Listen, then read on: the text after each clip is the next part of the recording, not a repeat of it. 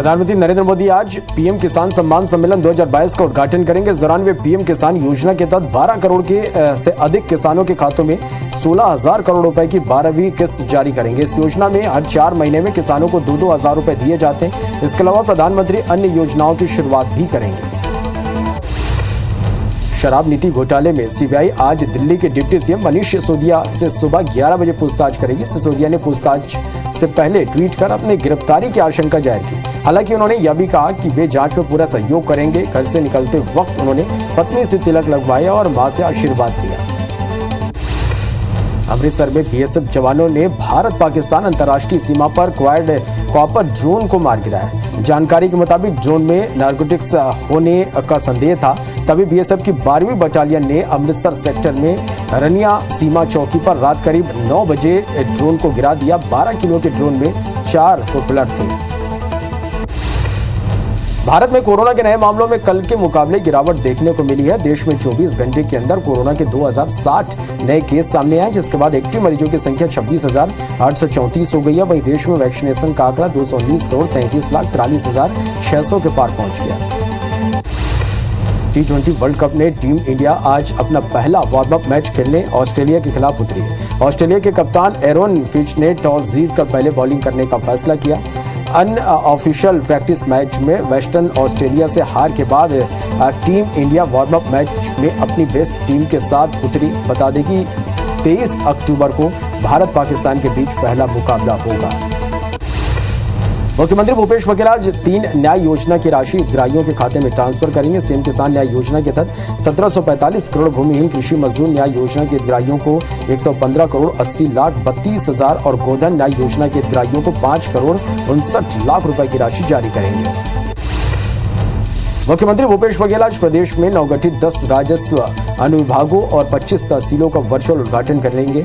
नए अनुविभागों के उद्घाटन के बाद प्रदेश में अब 108 अनुविभाग हो जाएंगे। वहीं प्रदेश में तहसीलों की संख्या बढ़कर 227 हो जाएगी। इस दौरान सीएम ऑनलाइन नामांतरण पोर्टल के नए वर्जन की भी शुरुआत करेंगे। आज सीएम भूपेश बघेल की अध्यक्षता में कैबिनेट की बैठक होगी। भूपेश कैबिनेट की बैठक दोपहर 12 बजे से शुरू होगी। ये जिसमें विधानसभा के विशेष सत्र बुलाए जाने को लेकर चर्चा होगी। सरकार आरक्षण के मुद्दे पर सत्र बुला सकती है। वहीं बैठक में धान खरीदी की तैयारियां समेत अन्य मुद्दों पर चर्चा होगी। आज शिवराज कैबिनेट की आम बैठक होगी। दोपहर 12:30 बजे मंत्रालय में सीएम की अध्यक्षता में बैठक होगी, जिसमें कई अहम प्रस्तावों को मंजूरी मिलेगी। बैठक में 18 से ज्यादा प्रस्ताव पर मुहर लग सकती है। स्व सहायता समूह की महिलाओं को राशन की दुकानों का जिम्मा मिलेगा। दुकान महिलाओं को सौंपने के प्रस्ताव को मंजूरी मिल सकती है।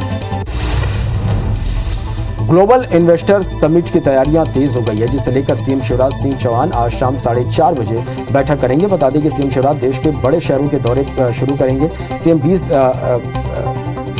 और 21 अक्टूबर को दिल्ली पुणे जाएंगे, जहां वे ग्लोबल इन्वेस्टर समिट के लिए उद्योगपतियों से मुलाकात करेंगे। सीएम शिवराज सिंह चौहान दिल्ली और पुणे में निवेशकों के लिए न्योता लेकर आएंगे। देश के कई बड़े शहरों के दौरे के बाद सीएम शिवराज का विदेश दौरा संभावित है। निवेशकों से मुलाकात कर प्रदेश में निवेश के द्वार खोलेंगे। दौरे की तैयारियों को लेकर आज मंत्रालय में बैठक होगी। उज्जैन के महाकालेश्वर के बाद अब ओमकारेश्वर को भव्य रूप देने की तैयारी है। ओमकारेश्वर आदि शंकराचार्य की शिक्षा स्थली है। यहाँ शंकराचार्य की विशाल प्रतिमा भी बनाई जाएगी, जो मुख्य आकर्षण का केंद्र होगी। ओमकारेश्वर मॉडल को लेकर तैयारियां शुरू कर दी गई है। कवर्धा में निर्दलीय पार्षद जानकी जायसवाल कांग्रेस में शामिल हुई। जानकी कवर्धा शहर के वार्ड नंबर 10 से निर्दलीय पार्षद है, जिसे मंत्री मोहम्मद अकबर ने कांग्रेस का गमछा भेंट कर सदस्यता दिलाई। वहीं वार्ड के 12 से ज्यादा लोग भी कांग्रेस में शामिल हुए। खरगोन के बड़वाह सरकारी सिविल अस्पताल में हड्डी रोग विशेषज्ञ डॉक्टर दिनेश ठाकुर 9 साल से पदस्थ हैं, लेकिन उन्हें अब तक एक भी मरीज को प्लास्टर नहीं चढ़ाया, जिसकी शिकायत मिलने पर बीजेपी सांसद ज्ञानेश्वर पाटिल और विधायक सचिव बिरला ने डॉक्टर को जमकर फटकार लगाई। साथ ही कहा कि 3 दिन में प्लास्टर चढ़ाना शुरू करें, नहीं तो हम आपका ऑपरेशन कर देंगे।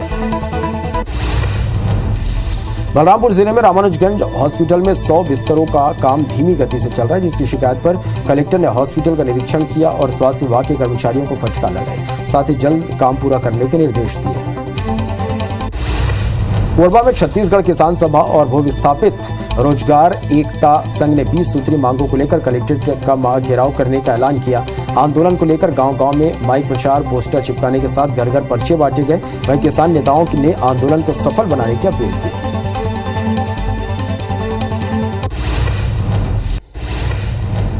मुख्यमंत्री भूपेश बघेल ने आज 3 न्याय योजनाओं की राशि हितग्राहियों के खाते में ट्रांसफर की। सीएम ने किसान न्याय योजना के तहत 1745 करोड़, भूमिहीन कृषि मजदूर न्याय योजना के हितग्राहियों के 115 करोड़ 80,32,000 और गोधन न्याय योजना के हितग्राहियों को 5 करोड़ 59 लाख रुपए की राशि जारी की।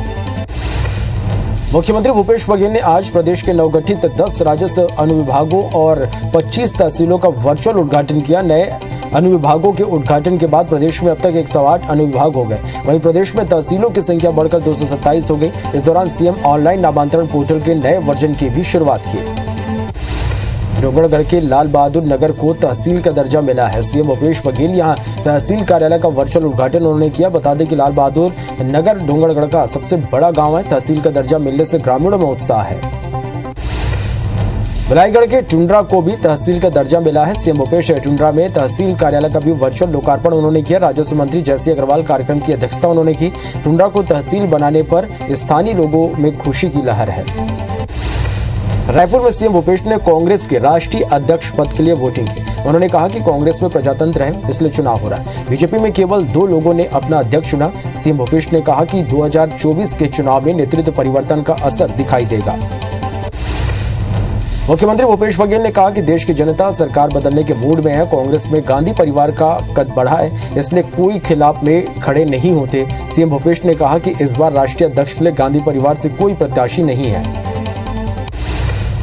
रायपुर में राजीव भवन में एआईसीसी अध्यक्ष पद के लिए वोटिंग हो रही है, जिसमें पीसीसी चीफ मोहन मरकाम, मंत्री रविंद्र चौबे, ताम्रध्वज साहू, प्रेम साय टेकाम ने हिस्सा लिया। विधानसभा अध्यक्ष चरणदास महंत ने भी वोट डाला। शाम 4 बजे तक वोटिंग होगी। छत्तीसगढ़ से 307 पीसीसी डेलीगेट्स इसमें हिस्सा लेंगे।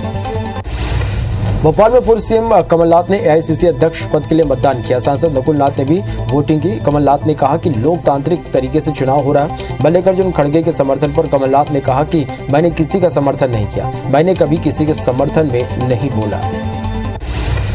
ग्लोबल इन्वेस्टर समिट की तैयारियां तेज हो गई, जिसे लेकर सीएम शिवराज सिंह चौहान आज शाम 4:30 बजे बैठक करेंगे। बता दें कि सीएम शिवराज देश के बड़े शहरों के दौरे शुरू करेंगे। सीएम 20 और 21 अक्टूबर को दिल्ली पुणे जाएंगे, जहां वे ग्लोबल इन्वेस्टर समिट के लिए उद्योगपतियों से मुलाकात करेंगे। सीएम शिवराज सिंह चौहान दिल्ली और पुणे में निवेशकों के लिए न्योता लेकर जाएंगे। देश के कई बड़े शहरों के दौरे के बाद सीएम शिवराज का विदेश दौरा संभावित है। निवेशकों से मुलाकात कर प्रदेश में निवेश के द्वार खोलेंगे। दौरे की तैयारियों को लेकर आज मंत्रालय में बैठक होगी। मध्य प्रदेश में 2 नवंबर को लाडली लक्ष्मी योजना के तहत कार्यक्रम होगा, जिसमें कॉलेज में प्रवेश लेने वाली छात्राओं को दूसरी किस्त जारी की जाएगी। सीएम शिवराज छात्राओं के खाते में 12,000 रुपए ट्रांसफर करेंगे। पीएम मोदी के दौरे के चलते कार्यक्रम टाल दिया गया था।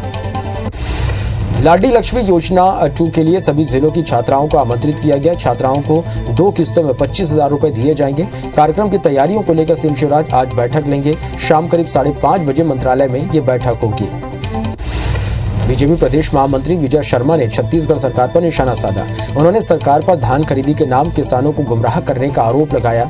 विजय शर्मा ने कहा कि प्रदेश सरकार किसानों को मात्र अंतर की राशि देकर श्रेय लेने की कोशिश कर रही है। उन्होंने कहा 91 लाख मीट्रिक टन धान केंद्र सरकार खरीदेगी। बीजेपी प्रदेश महामंत्री विजय शर्मा के आरोपों पर कांग्रेस प्रवक्ता सुशील आनंद शुक्ला ने जवाब दिया। उन्होंने पूछा कि रमन सिंह धान खरीदी के लिए क्या ठाटपुर से पैसे लाए थे। धान खरीदी एक संघीय व्यवस्था है। रमन सिंह के शासनकाल में भी यूपीए सरकार ने पैसे दिए थे। मध्य प्रदेश में नशा मुक्ति अभियान के तहत कार्रवाई जारी है। गृहमंत्री नरोत्तम मिश्रा ने कहा कि सीएम के निर्देश पर हुक्का बार बंद करने की कार्रवाई हुई। उन्होंने कहा कि पकड़े जाने पर 1 से 3 साल की सजा और 1 लाख तक जुर्माने का प्रावधान होगा। Actress Vaishali Thakkar suicide case में उनके 2 पड़ोसियों पर केस दर्ज किया गया। गृह मंत्री नरोत्तम मिश्रा ने इसकी जानकारी दी। उन्होंने कहा कि दोनों पड़ोसियों पर शक के आधार पर धारा 306 के तहत एफआईआर हुई। वहीं वैशाली ठक्कर के मोबाइल और लैपटॉप का डेटा खंगाला जा रहा है।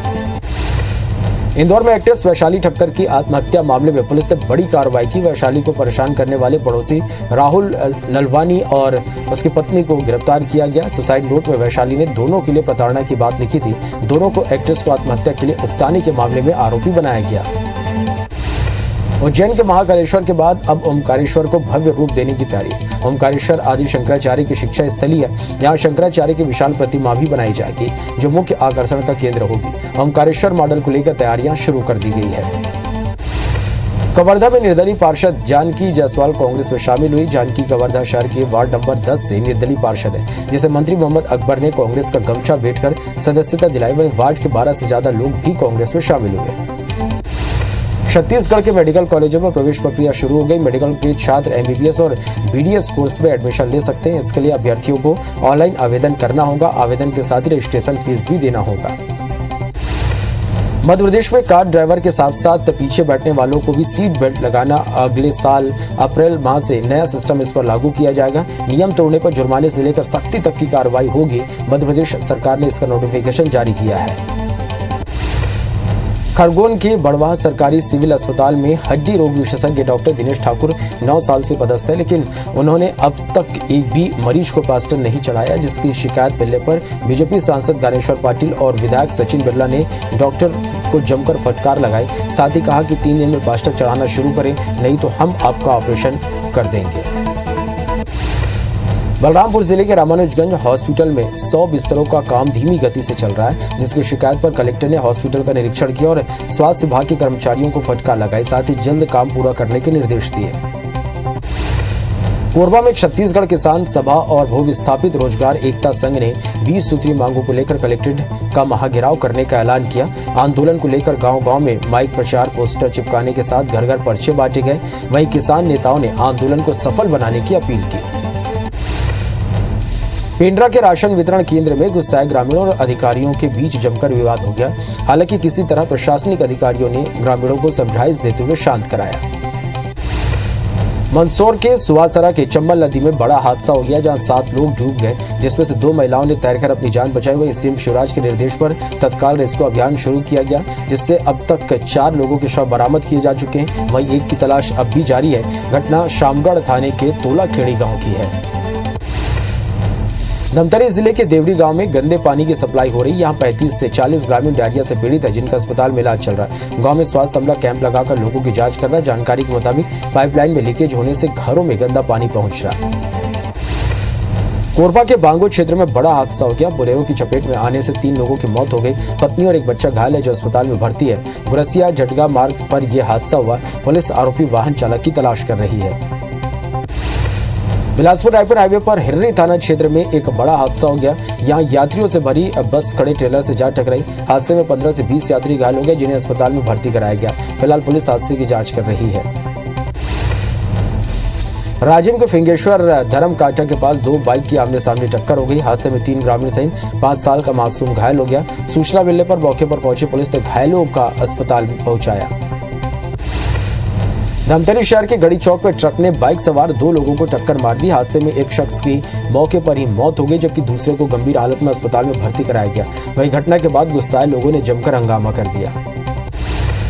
सड़क दुर्घटनाओं में होने वाली मौतों की संख्या लगातार बढ़ती जा रही है। एक बार फिर गरियाबंद के नेशनल हाईवे 130 पर हादसा हुआ, जहां गंभीर रूप से घायल 2 लोगों की इलाज के दौरान मौत हो गई। हरदा में लचर स्वास्थ्य व्यवस्था का मामला सामने आया, जहां बीमार बुजुर्ग महिला को एम्बुलेंस की सेवा नहीं मिल सकी। बेटे ने ठेले पर लादकर अपनी मां को अस्पताल पहुंचाया। इसका वीडियो सोशल मीडिया में वायरल हुआ है। बीजापुर के तर्रेम कैंप के पास नक्सलियों ने फायरिंग कर दी। घटना में गोली लगने से एक जवान घायल हो गया। नक्सलियों ने घायल को अस्पताल ले जाने वाली टीम पर भी फायरिंग की। मौके पर आईडी ब्लास्ट भी किया गया। वहीं जवानों की जवाबी कार्रवाई के बाद नक्सली यहां से भाग निकले। बीजापुर में नक्सली हमले में घायल जवान को रायपुर लाया गया। घायल एसआई का नाम राजेश सूर्यवंशी है। उसे हेलीकॉप्टर के जरिए बेहतर इलाज के लिए रायपुर लाया गया। उधर बीजापुर में ओबरा और एसटीएफ के जवान सर्च ऑपरेशन में जुटे हैं। बीजापुर में सर्चिंग के दौरान जवानों को बड़ी सफलता मिली। यहां जवानों ने कच्ची सड़क में 3 किलो का आईडी बरामद किया, जिसके बाद बीडीएस बीजापुर की टीम ने आईडी को निष्क्रिय किया। नक्सलियों ने जवानों को नुकसान पहुंचाने के लिए आईडी लगाया था। भानुप्रतापपुर के अंतागढ़ ब्लॉक के 4 गांव में नक्सलियों ने उत्पात मचाया। बीती रात नक्सलियों ने 5 वाहनों को आग के हवाले कर दिया। घटना को अंजाम देने के बाद नक्सली वहां से चले गए। इसके बाद पुलिस की टीम मौके पर पहुंची और सर्चिंग कर रही है। कांकेर एसपी शलभ सिन्हा ने इसकी पुष्टि की है। नारायणपुर में बंडापाल के जंगलों में मुठभेड़ में पुलिस को बड़ी सफलता मिली। यहां 1 घंटे से ज्यादा समय तक मुठभेड़ हुई, जिसमें नक्सलियों को भारी नुकसान हुआ। यहां भारी मात्रा में देशी रॉकेट लॉन्चर और विस्फोटक भी बरामद किया गया। बलरामपुर में ट्रैफिक जवानों का एक वीडियो सामने आया जिसमें ट्रैफिक पुलिस की खूब तारीफ हो रही। दरअसल नेशनल हाईवे 344 पर एक दिव्यांग युवक फंस गया था। सड़क पर ट्रैफिक होने के चलते वह व्हील चेयर पर बैठा था, जिसे रोड पार कराने के लिए ट्रैफिक पुलिस ने आवागमन रोक दिया। जगदलपुर के परपा थाना क्षेत्र में पुलिस ने कार्रवाई की। लामनी में अवैध रूप से रखे गए लाखों के पटाखे जब्त किए गए। पटाखा संचालक भाजपा का पूर्व पार्षद बताया जा रहा है, जिसके पास पटाखे बेचने का लाइसेंस भी नहीं था। ग्रामीणों की शिकायत पर पुलिस ने कार्रवाई की। दिल्ली में प्रधानमंत्री नरेंद्र मोदी ने पीएम किसान सम्मान निधि की 12वीं किश्त जारी की।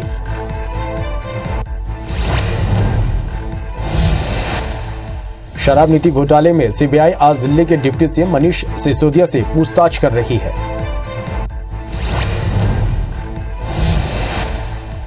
बीजेपी प्रवक्ता संबित पात्रा ने प्रेस कॉन्फ्रेंस कर आम आदमी पार्टी पर हमला बोला। उन्होंने कहा, सुबह से ड्रामा और नौटंकी हम सभी देख रहे हैं। जो आपका ड्रामा देखने को मिल रहा है, ठीक वैसा ही ड्रामा जब राहुल गांधी को एजेंसी ने बुलाया था तब किया गया था।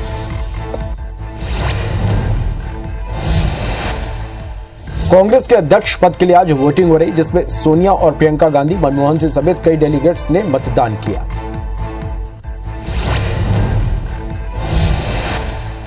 भारत में कोरोना के नए मामलों में कल के मुकाबले गिरावट देखने को मिली। देश में 24 घंटे के अंदर कोरोना के 2060 नए केस सामने आए।